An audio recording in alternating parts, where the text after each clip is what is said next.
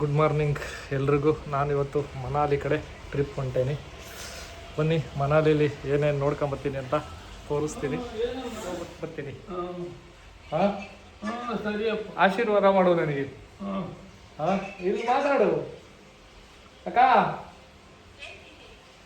ಮನಾಲಿಗೆ ಹೋಯ್ತಾ ಇದ್ದೀರೋ? ಮನಾಲಿ ಮನಾಲಿ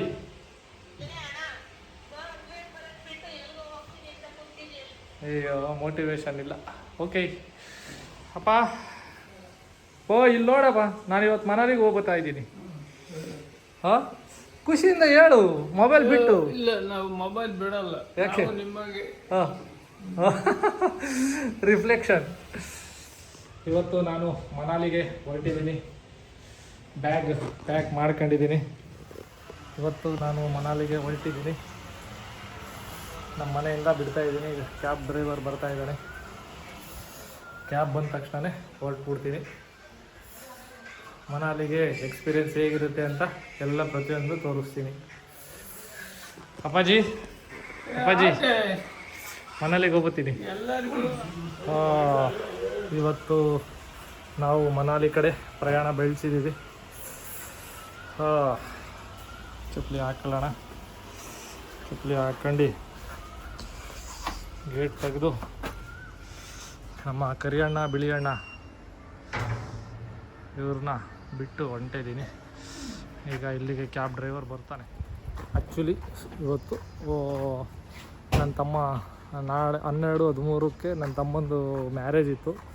ನಾನು ಮುಂಚೆನೇ ಮನೇಲಿ ಟಿಕೆಟ್ಸ್ ಎಲ್ಲ ಬುಕ್ ಮಾಡಿದ್ದೀನಿ ಅಂತಂದೇಳಿ ಮದುವೆಗೆ ಹೋಗ್ದಂಗೆ ಚಾಲೆಂಜಿಂಗಂಗೆ ಟ್ರಿಪ್ ಕ್ಯಾನ್ಸಲ್ ಮಾಡ್ದಂಗೆ. ಅಣ್ಣ ತಮ್ಮನ ಮದುವೆ ಜೀವನದಾಗ ಒಂದೇ ಸತಿ ಆಗೋದು. ನಾನು ಮನಾಲಿಗೆ 10 ಸತಿ ಆದರೂ ಹೋಗ್ಬೋದು. ಬಟ್ ಆದರೂ ನಾನು ಚಾಲೆಂಜಿಂಗಾಗಿ ತಗೊಂಡು ನಾನಿವತ್ತು ಮನಾಲಿಗೆ ಹೊರಟಿದ್ದೀನಿ. ನನ್ನ ತಮ್ಮ ಬೈಕಂಡ್ರು ಪರವಾಗಿಲ್ಲ ಅಂಥೇಳಿ. ಅಣ್ಣ ತಮ್ಮ ಅರುಣ್ ಕುಮಾರ್ KP ಸಾರಿ ಕಣೋ, ನಾನು ಅಲ್ಲಿಂದನೇ ವೀಡಿಯೋ ಕಾಲಲ್ಲಿ ನಿನ್ನ ತಾಳಿ ಕಟ್ಟೋದನ್ನ ನೋಡ್ಬಿಟ್ಟು ಆಶೀರ್ವಾದ ಮಾಡ್ತೀನಿ. ರಿಸೆಪ್ಷನಲ್ಲಿ ವೀಡಿಯೋ ಕಾಲ್ ಮಾಡಿ ಮಾತಾಡಿಸ್ತೀನಿ. ನಾನು ಮನಾಲಿಗೆ ಹೋಗಿ ಬರೋಕ್ಕೆ ಖುಷಿಯಿಂದ ಕಳಿಸ್ಕೊಡಪ್ಪ.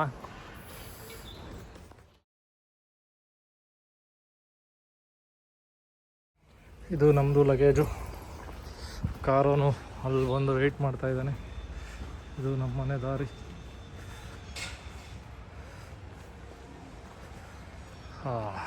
ವೇಟಿಂಗ್ ಫಾರ್ ಕಾರ್ ಬಂತು.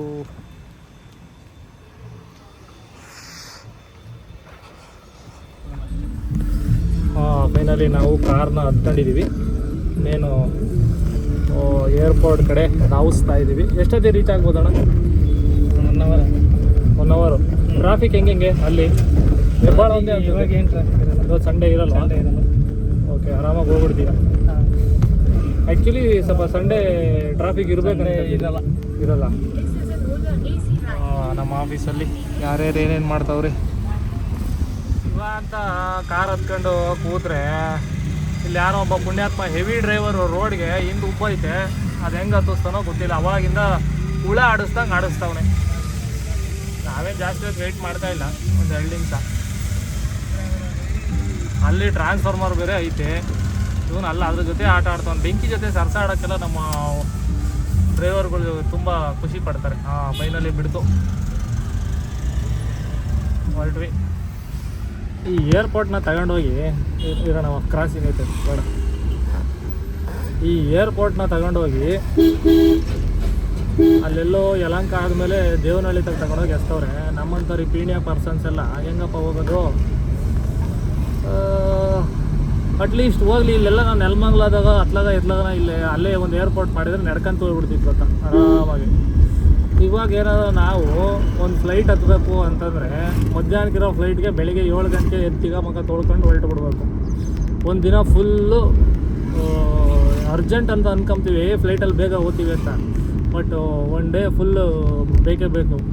ಹಿಂಗೆ ಬಸ್ಗೆ ಹೋದಂಗೆ ಆಗಲ್ಲ. ಇದು ಕಷ್ಟ ಐತಿ ಜೀವನ. ನಮ್ಮ ಡ್ರೈವರ್ ಅಣ್ಣನ ಜೊತೆ ಒಂದು ಮಾತುಕತೆ. ಕ್ಯಾಬ್ ಅಣ್ಣ. ನಿಮ್ಮ ಹೆಸರು?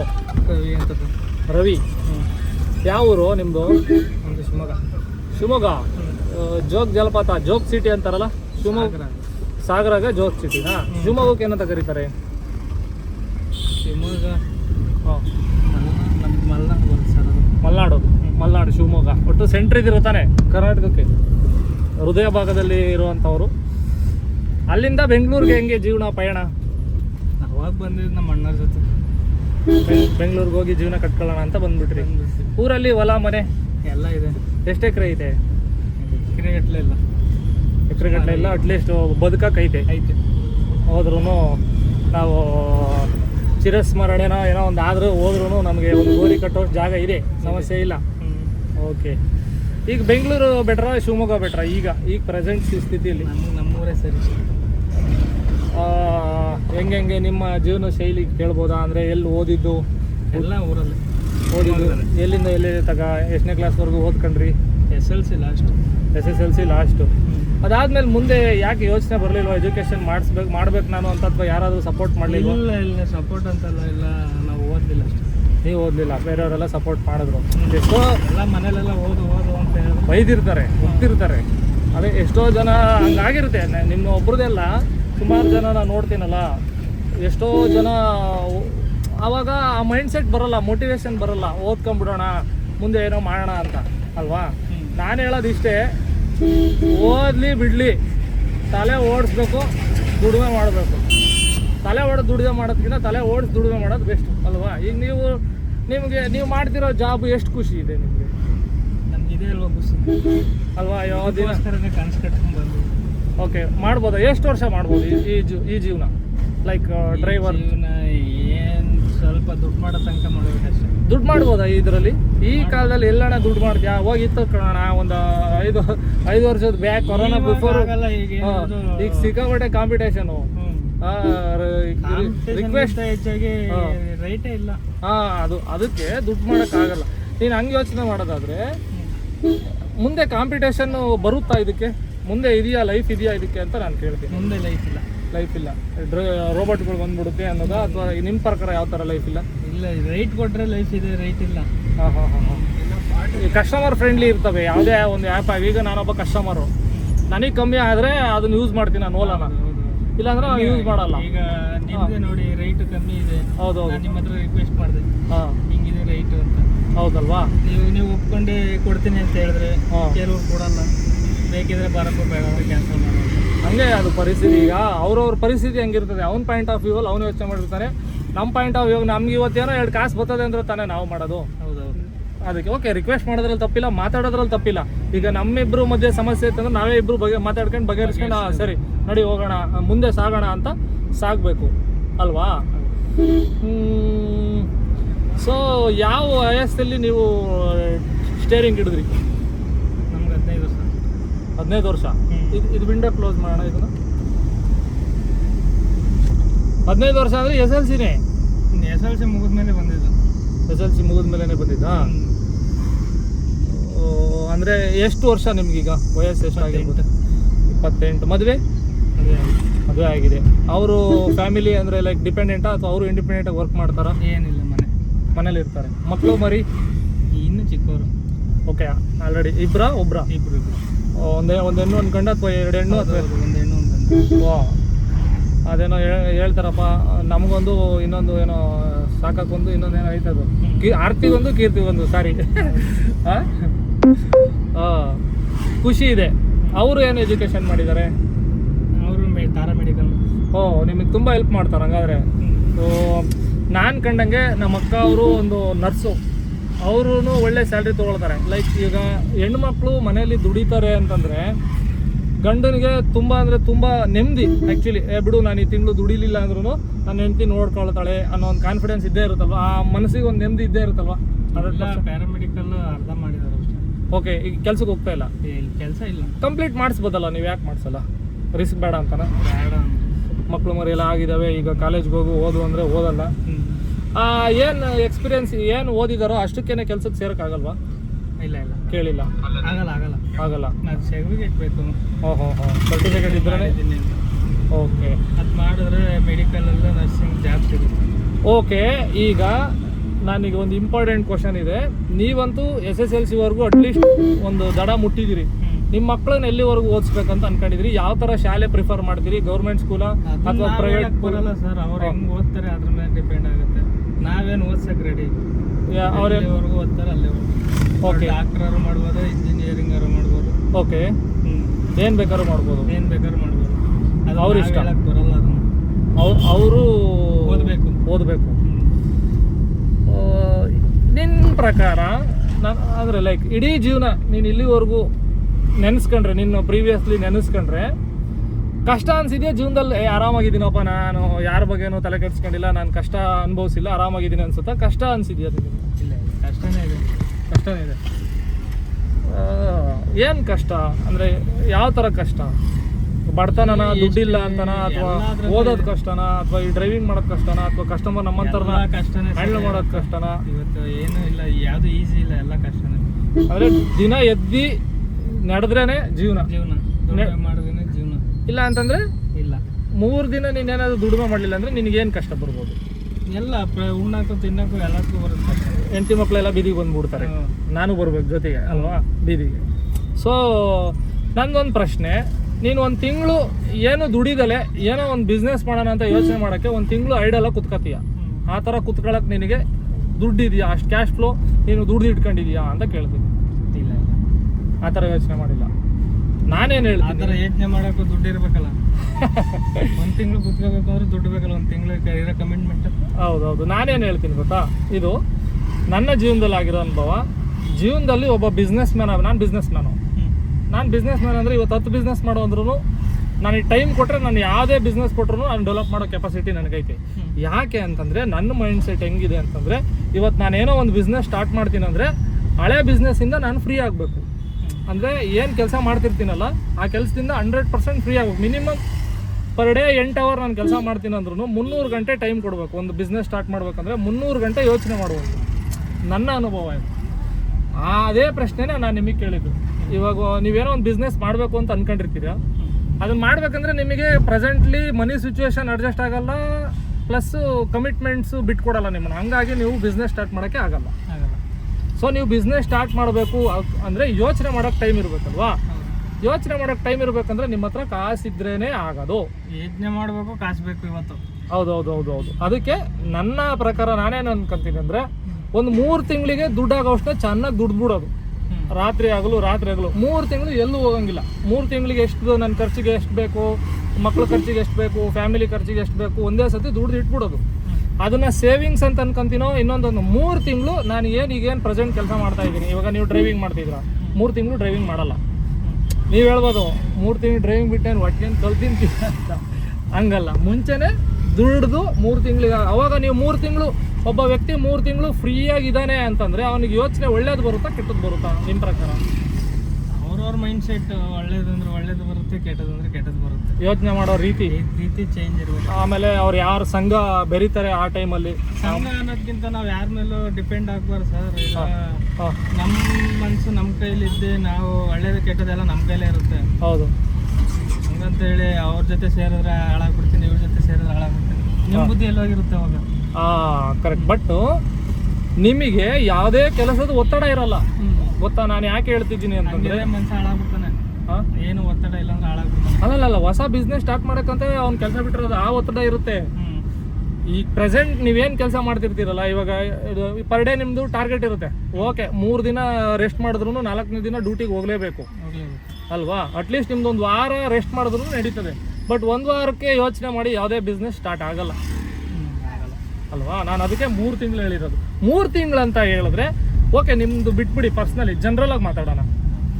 3 ತಿಂಗಳಂತ ನೀವು ಕರೆಕ್ಟಾಗಿ ಟೈಮ್ ಕೊಟ್ಟರೆ ನೀವು ಏನು ಬಿಸ್ನೆಸ್ ಸ್ಟಾರ್ಟ್ ಮಾಡ್ಬೋದು. ದುಡ್ಡಿದ್ರೆ ಏನಾದ್ರು ಮಾಡ್ಬೋದು, ದುಡ್ಡಿಲ್ಲ ಅಂದ್ರೆ ಏನು ಮಾಡೋಕ್ಕಾಗಲ್ಲ. ತಪ್ಪು. ನಾನು ಹೇಳ್ತೀನಿ, ಜೀವನದಲ್ಲಿ ಬಿಸ್ನೆಸ್ ಸ್ಟಾರ್ಟ್ ಮಾಡ್ಬೇಕಂದ್ರೆ ಟೈಮ್ ಇರಬೇಕು, ಮಾತಿರಬೇಕು. 2 ಮಾತಾಡ್ಬೇಕು, ಟೈಮ್ ಇರ್ಬೇಕು. ನನ್ನ ಹತ್ರ ದುಡ್ಡು ಅವಶ್ಯಕತೆ ಇಲ್ಲ. ನಾನು ಹೇಳ್ತೀನಲ್ಲ, ದುಡ್ಡು ಏನಕ್ಕೆ ಅವಶ್ಯಕತೆ ಬರ್ತದೆ ಅಂದಾಗ, ಪ್ಲ್ಯಾನಿಂಗ್ ಕರೆಕ್ಟಾಗಿ ಮಾಡಿಕೊಂಡು ಇಂತಿಂಥ ಟೈಮಿಗೆ ಇಷ್ಟಿಷ್ಟು ಸೇವಿಂಗ್ ಮಾಡಿಸಿ ಇಷ್ಟಿಷ್ಟೇ ಮಾಡ್ತೀನಿ ಅಂತಂದು ಹೇಳಿದಾಗ, ಇವಾಗ ನೀವು ಬಿಸ್ನೆಸ್ ಮಾಡ್ತಾ ಇಲ್ಲ, ಯಾವುದೋ ಒಂದು ಆ್ಯಪ್ಸ್ ಮೇಲೆ ಡಿಪೆಂಡ್ ಮಾಡ್ಕೊಂಡು ಇಂಡಿಪೆಂಡೆಂಟಾಗಿ ಜೀವನ ಇದೆ. ಬಟ್ ಆದರೂ ನೀವು ಒಬ್ಬರು ಕೆಳಗಡೆ ಡಿಪೆಂಡೆನ್ಸಿ ಇರ್ತೀವಿ. ಅಂದರೆ ಒಬ್ಬರೇ ಕೆಳಗಿದೆ, ಮಲ್ಟಿಪಲ್ ಇನ್ಕಮ್. ಇವಾಗ ನಿಮಗೆ ಓಲಾ, ಊಬರು, ನಮ್ಮ ಯಾತ್ರೆ ಇಷ್ಟು ಬಿಟ್ಟರೆ ಬೇರೆ ಇನ್ಕಮ್ ಇಲ್ಲ, ಬೇರೆ ಯಾವ ಮೂಲೆಯಲ್ಲೂ ಇನ್ಕಮ್ ಇಲ್ಲ. ನಾನೇನು ಹೇಳ್ತೀನಿ, ಒಬ್ಬ ಮದುವೆ ಆದವನು ಮಲ್ಟಿಪಲ್ ಇನ್ಕಮ್ ಇರಬೇಕು. ಬರೀ ಸ್ಯಾಲ್ರಿ ಮೇಲೆ ಡಿಪೆಂಡ್ ಆಗಬಾರ್ದು. ಬರೀ ಈಗ ಕಾರಿಂದ ಬರೀ ಅಷ್ಟೇ, ನಿಮಗೆ ಕಾರ್ ದುಡಿದ್ರೆ ದುಡ್ಡು, ಇಲ್ಲಾಂದರೆ ದುಡಿಲ್ಲ, ಆ ಜೀವನ ಆಗಬಾರ್ದು. ಅಂದರೆ ಅಡಿಷ್ನಲ್ ಆಗಿ 1000 ರೂಪಾಯಿನೇ ಆಗಲಿ ಹೆಂಗೆ ಇನ್ವೆಸ್ಟ್ ಮಾಡಿದ್ರೆ ನನಗೆ ಇನ್ನೂ ಎಕ್ಸ್ಟ್ರಾ ದುಡ್ಡು ಬರ್ತಾ ಇರುತ್ತೆ ಜೀವನದಲ್ಲಿ ಅನ್ನೋದನ್ನ ಅಂಥ ಬಿಸ್ನೆಸ್ಗಳು, ಅಂಥ ಈ ಕೈ ಚಳಕಗಳನ್ನ ಮಾಡ್ತಾ ಹೋಗ್ಬೇಕು. ಯಾವ್ದು ಮಾಡ್ಬೋದು ನಿಮ್ಮ ಪ್ರಕಾರ ಯೋಚನೆ ಮಾಡಿದ್ರೆ? ಅದೇ ಕೃಷಿ ಮಾಡ್ಬೇಕಷ್ಟೇ. ನೀವು ಅಲ್ಲಿ ಕೃಷಿ ಹೆಂಗಂತಂದ್ರೆ ಲ್ಯಾಂಡಲ್ಲಿ ಇದ್ರೆ ಮಾತ್ರ ಅದು ಜೀವನ. ನೀವು ಲ್ಯಾಂಡಲ್ಲಿ ಇಲ್ವಲ್ಲ, ಇಲ್ಲಿದ್ದೀರಲ್ಲ, ಇಲ್ಲೇನು ಮಾಡೋಕ್ಕಾಗಲ್ಲ, ಹಿಂಗಿರೋ ಪರಿಸ್ಥಿತಿ ಅಲ್ವಾ? ಹೋಗ್ಬೇಕು. ಊರಿಗೆ ಹೋದ್ರೆ ಮಾಡ್ಬೋದು. ಊರಿಗೆ ಹೋದ್ರೆ ಕ್ಯಾಬ್ ನಡೆಯಲ್ವಲ್ಲ? ನಡೆಯುತ್ತೆ, ಅಲ್ಲೂ ನಡೆಯುತ್ತೆ. ಅಲ್ಲಿ ಅಂದ್ರೆ ಓಕೆ, ಅಲ್ಲಿ ಖರ್ಚು ಕಡಿಮೆ, ಮನೆ ಬಾಡಿಗೆ ಇಲ್ಲ. ಇಲ್ಲಿ ಸ್ವಂತ ಮನೆನ ಬಾಡಿಗೆನ? ಬಾಡಿಗೆ ಎಷ್ಟು ಬರುತ್ತೆ ಬಾಡಿಗೆ? ನಮ್ದು 5.5 ಸಿಂಗಲ್ BHK. ಬೆಂಗಳೂರಲ್ಲೆಲ್ಲ ಈಗ ಮಿನಿಮಮ್ 5.5 ಅಂದರೆ ಗ್ರೇಟ್ ಕಣ್ರಿ. ಯಾವ ಏರಿಯಾ ರೀ ಅದು? ಡಿ ಗ್ರೂಪ್ ಅಲ್ಲೇ? ಅಲ್ಲಿ ಕಡಿಮೆ ಇದೆಯಾ? ನಮ್ಮ ಬಿಲ್ಡಿಂಗ್ ಮಾತ್ರ ಕಮ್ಮಿ ಇದೆ, ಬೇರೆಲ್ಲ ಜಾಸ್ತಿ ಮಾಡಕ್ಬಿಟ್ಟವ್ರೆ. 8,000 10,000. ಹಾಂ, 8,000 ಇದೆ ಆ್ಯಕ್ಚುಲಿ. 2 BHK ನಾನಿರೋದು 8,000. ಓಕೆನಾ? ಓಕೆ, ಲೈಕ್ ನನ್ನ ಪ್ರಶ್ನೆ ಅರ್ಥ ಆಯ್ತಾ ನಿಮಗೆ? ಓಕೆ, ಅಗ್ರಿಕಲ್ಚರ್ ಮಾಡ್ಬೋದು ಅಂತ ಹೇಳಿದ್ರಿ. ಅದು ಸಕ್ಸಸ್ ಆಗುತ್ತಾ? ಎಷ್ಟು ನೀವು ಕಾನ್ಫಿಡೆನ್ಸ್ ಇರ್ತೀರಾ ಹೋದ್ರೂ ಅಗ್ರಿಕಲ್ಚರ್ ಮಾಡ್ತೀನಪ್ಪ? ಸರ್, ನಮ್ಮದು ಅಗ್ರಿಕಲ್ಚರ್ ಅಂದರೆ ನಮ್ದು ಅಡಿಕೆ ಇರೋದು. ಅದು ನೀವು ಇಲ್ಲಿ ಇದ್ಕೊಂಡ್ರೆ ಇನ್ಕಮ್ ಇದೆ ಹಂಗಾರೆ? ಹಾಕಿರೋದು ಈಗ 1 ವರ್ಷ ಆಗಿದೆ. Okay, very good. ಇವಾಗ ನೀವು ಮಲ್ಟಿಪಲ್ ಇನ್ಕಮ್ ಆಯಿತು. ಇನ್ನೊಂದು ಅರ್ಥ ಆಯ್ತಲ್ಲ ನಾನು ಹೇಳಿದ್ದು? ಈಗ ಅಡಿಕೆಗೆ ಏನೋ 1-2 ಲಕ್ಷ ಬಂತು ಅಂದರೆ ನಿಮ್ಗೆ ಎಷ್ಟೋ ಸುಧಾರಿಸ್ತೀರಾ. ಹೌದು, ಬಿಡಪ್ಪ ಆರಾಮಾಗಿ. ನಾನು ಹೇಳಿದ್ನಲ್ಲ, ಇಲ್ಲಿ 3 ತಿಂಗಳು ಡ್ಯೂಟಿ ಮಾಡಲಿಲ್ಲ ಅಂದ್ರೂ ಅಲ್ಲಿ ಭಾಳ ಸಿಗ್ನಲ್, ಗೊರಗುಂಟೆಪಾಳ್ಯ ಸಿಗ್ನಲ್ ದಾಟ್ಬಿಟ್ಟು ಟ್ರಾಫಿಕ್ ಫ್ರೀಯಾಗಿ ಫಸ್ಟ್ ಟೈಮ್ ಹೋಯ್ತಾ ಇದ್ದೀನಿ ನನ್ನ ಜೀವನದಲ್ಲಿ. ಇಷ್ಟು ಫ್ರೀಯಾಗಿ ಟ್ರಾಫಿಕ್ ಆರಾಮಾಗಿ ಬೆಂಗಳೂರು ಅನ್ಸ್ಬಿಡುತ್ತೆ ಒಂದೊಂದ್ಸತಿ.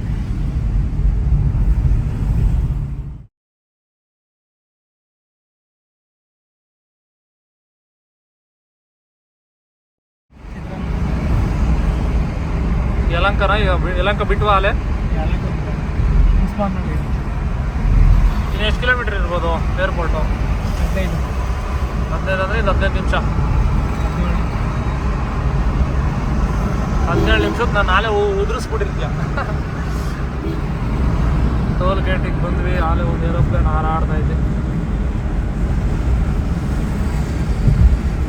ಲ್ಯಾಂಡಿಂಗ್ ಆಗ್ತಾ ಇದೆ. ಏರ್ಪೋರ್ಟ್ ವಿಮಾನ ನಿಲ್ದಾಣಕ್ಕೆ ನಾವು ಎಂಟ್ರಿ ಕೊಟ್ವಿ. ಹೆಂಗೆ ಸುಯಿ ಅಂತ ಹೋಗಿ ಏರ್ಪೋರ್ಟ್ ಏನೋ ಒಂಥರ ಖುಷಿ ಇರ್ತದೆ. ಊರಿಂದ ಊರಿಗೆ ಹೋಗ್ಬೇಕು, ಸುತ್ತಬೇಕು ದೇಶ ಅಂದರೆ. ಅಗಳ ಇನ್ನೊಂದು ಯಾವುದೋ ಬಂತು, ಮೇಲೆ ಬರೋಲ್ಲಲ್ಲ, ಅಲ್ಲೂ ಹೋಯ್ತಾಯಿತ್ತು ಏರೋಪ್ಲೇನ್. ಸಣ್ಣ ಹುಡುಗರ ನೋಡ್ತಾ ಇದ್ವಿ, ಅದಕ್ಕೆ ಹೋಗ್ಕೊಂಡು ಹೋಗ್ತಾ ಇದ್ದೀವಿ. ಫೈನಲಿ ಏರ್ಪೋರ್ಟ್ ಬಂದ್ವಿ. ತಂಗಮ್ಮ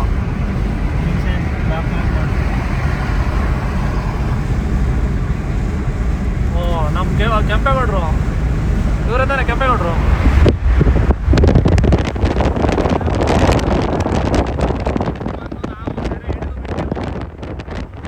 ನೋಡಪ್ಪ, ಇವ್ರು ವಂಶಸ್ಥರು ನಾವು. ಕೆಂಪಣ್ಣ ಏರ್ಪೋರ್ಟಲ್ಲಿ ಟರ್ಮಿನಲ್ 1 ಹತ್ರ ನಾವು ಇಳ್ಕೋಬೇಕಂತೆ. ಇಲ್ಲೂ ಟೋಲಾ? Check post. ಇರಪ್ಪ ಪವನ ಇಲ್ಲ, ನೀನು ಇಬ್ಬರಕ್ಕೊಬ್ರು ಹೋಗ್ರಿ. ಬಂದ್ವಿ. ಇನ್ನು ಮುಂದೆ ನಮ್ಮ ಜೀವನ ಯಾವಾಗಲೂ ಈ ಏರ್ಪೋರ್ಟ್ ಕಡೆ ಬರೋ ಥರ ಆಶೀರ್ವಾದ ಮಾಡು ತಂದೆ.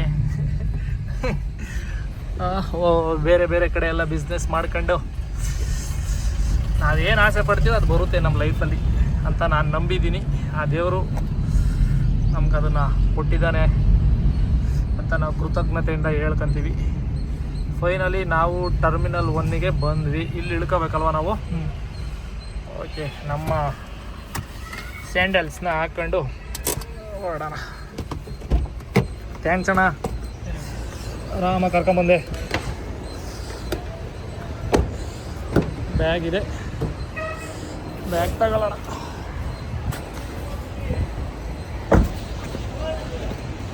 ಓಕೆ ಅಣ್ಣ, ಥ್ಯಾಂಕ್ ಯು. ನಾನು ಈಗ ಟರ್ಮಿನಲ್ ಏರ್ಪೋರ್ಟ್ ಟರ್ಮಿನಲ್ ಹತ್ರ ಬಂದು ಈಗ ಇಳ್ಕೊಂಡೆ. ಇಲ್ಲಿ ಡ್ರಾಪ್ ಮಾಡಿದ್ದಾರೆ, ನೋಡೋಣ ಮುಂದೆ. ಬೆಂಗಳೂರು ಇಂಟರ್ನ್ಯಾಷನಲ್ ಏರ್ಪೋರ್ಟ್ ಈ ರೀತಿ ನನ್ನ ಕ್ಯಾಮ್ರಾ ಕಣ್ಣಿಗೆ ಸೆರೆ ಆಗಿದೆ. ಫಸ್ಟು ಡಿಪಾರ್ಚರ್ ಜಿಗಿ ಹತ್ರ ನಾನಿದ್ದೀನಿ. ನೋಡಿದ್ರು ಕಸ ಹೊಡೆಯೋ ಮಷಿನ್ ಸಮೇತ ಅಪ್ಡೇಟೆಡ್ ಐತಿ ಇಲ್ಲಿ.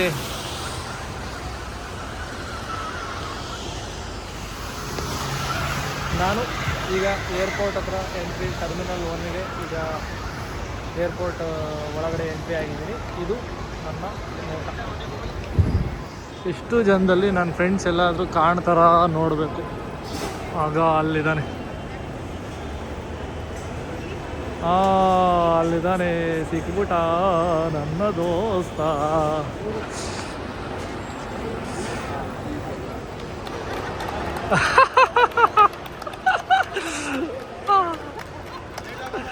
ಇದೇನಿದು?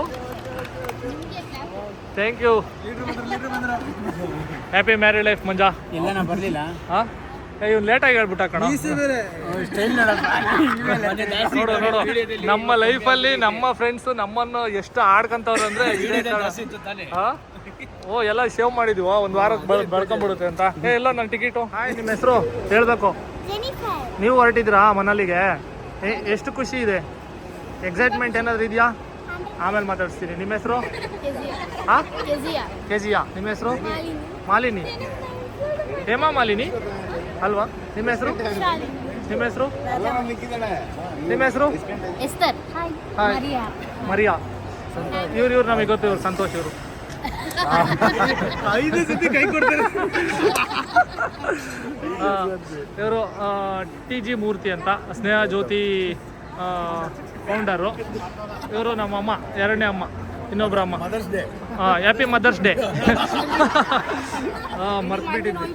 ಹಾಯ್, ತುಂಬ ದಿನಗಳಾದ್ಮೇಲೆ ನೋಡ್ತಾ ಇದ್ದೀವಿ. ಇದು ಡೇವಿಡ್ ಅವರ ತಂಗಿ, ಅವ್ರ ಫ್ಯಾಮಿಲಿ. ಅವರು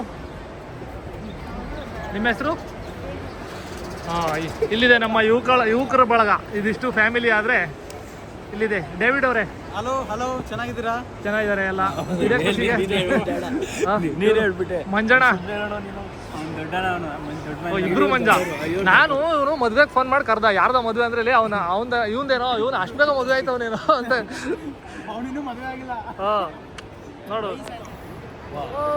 ನಾವೆಲ್ಲರೂ ಇವತ್ತು ಮನಾಲಿಗೆ ಹೊರಟಿದ್ದೀವಿ. ಮನಾಲಿಗೆ ಹೊರಟಿದ್ದೀವಿ. ಇಲ್ಲೇ ಮಾತಾಡ್ಬೇಕು ನಾವು, ಒಳಗಡೆ ಕನ್ಫರ್ಮ್ ಆದ್ಮೇರ ಸರಿ ಹೋಗಿ ಕನ್ಫರ್ಮ್ ಮಾಡ್ಕೊಂಡು ಬರ್ತೀವಿ. ಇನ್ನೊಬ್ರು ಡೇವಿಡ್ 2, ಇವರು ಸಂಜಯ್. ಎಲ್ಲ ನಮ್ಮ ಟೀಮು. ಆ್ಯಕ್ಚುಲಿ ನಾನೊಬ್ಬ ಅಲೋನಾಗೆ ಇವನು ಫ್ಲೈಟ್ ಟಿಕೆಟ್ ಬುಕ್ ಮಾಡವನೆ. ನಮ್ಮ ಜೊತೆ ಬರಬೇಡ ನೀನು ಆ ಕಡೆ ಅಂತ. ಇವನು ನಿಸಾನ್ ಬುದ್ಧ ಅಂತ, ದಿ ಗ್ರೇಟ್ ಬುದ್ಧ.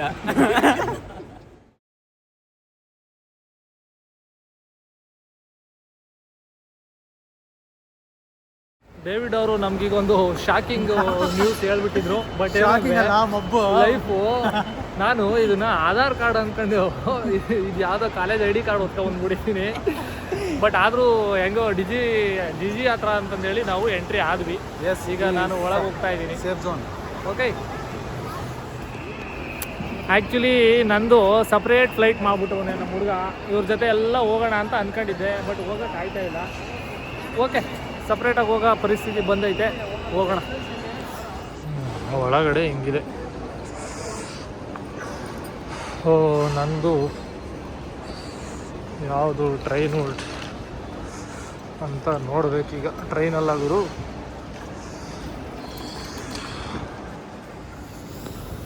ಇಲ್ಲಿ ನಾವು ಈ ರೀತಿಯಾಗಿ ಹೋಗ್ತಾ ಇದ್ದೀವಿ.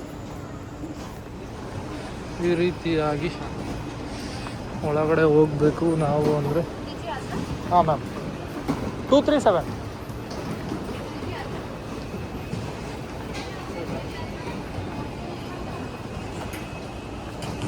ಡಿಜಿ ಹತ್ರ ಅಂತ ಕೇಳ್ತಾವ್ರೆ. ಅದು ಏನು ಅಂತ ನನಗೆ ಅರ್ಥ ಆಗ್ತಾ ಇಲ್ಲ. ಇನ್ಸ್ಪೆಕ್ಷನ್ ಆಗೋ ಏರಿಯಾ ಇದು. ನಮ್ಮ ಬ್ಯಾಗಲ್ಲಿ ಏನೇನು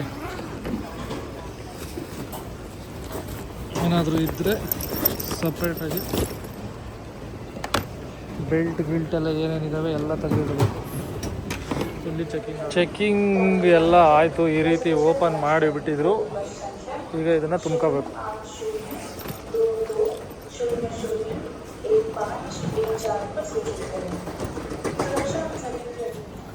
ಚೆಕ್ಕಿಂಗ್ ಎಲ್ಲ ಆಯಿತು.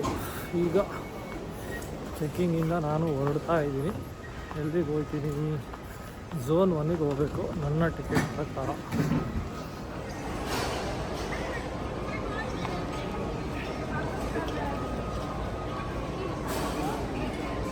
ಗೇಟ್ 17 ಕಡೆ ಹೊರಡ್ಬೇಕು ನಾನೀಗ.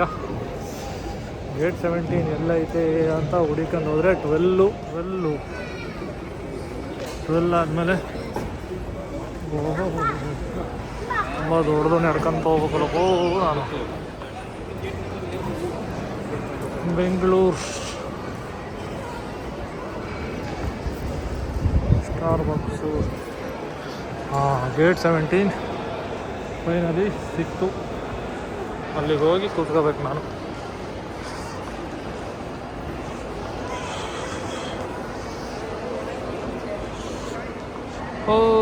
Aeroplane load ಆಯ್ತೈತೆ.